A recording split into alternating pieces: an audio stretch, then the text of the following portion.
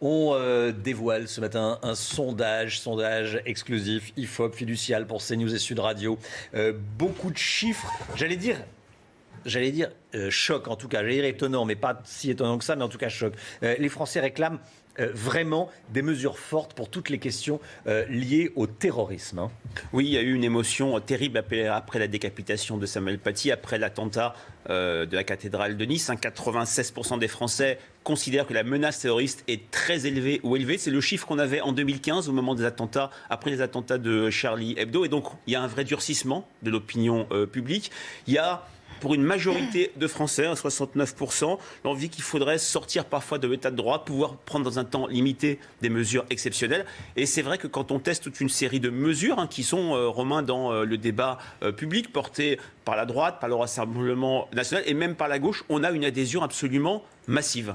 On va regarder ces chiffres, parce que 89% des Français veulent l'expulsion des étrangers fichés S qui vivent en France. 89% estiment qu'il faut permettre la déchéance de nationalité pour les personnes avec une double nationalité ayant commis des délits. Ça touche tous les partis, même très à gauche. Voilà, ce qui est très intéressant. Déjà, la déchéance de nationalité, ça avait été proposé par François Hollande après novembre 2015, et déjà, ça avait été soutenu par tout le monde, y compris par les sympathisants de gauche. Là, ce qui est très intéressant, prenons par exemple la déchéance de nationalité, on a 80% des sympathisants de gauche qui la soutiennent. On a des électorats RN et LR qui sont, si je puis dire, en fusion. On a les chiffres au point près du 95, du 96%.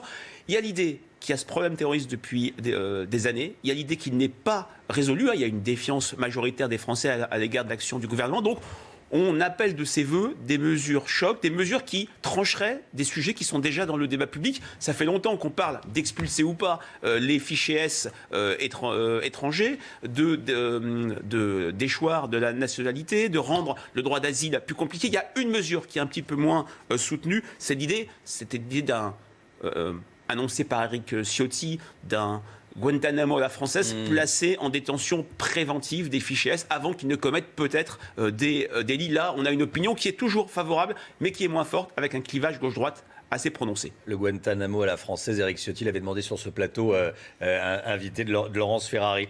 Dernière question, Frédéric, il y a encore un clivage droite-gauche sur ces questions ? À vous écouter, il disparaît. De moins en moins.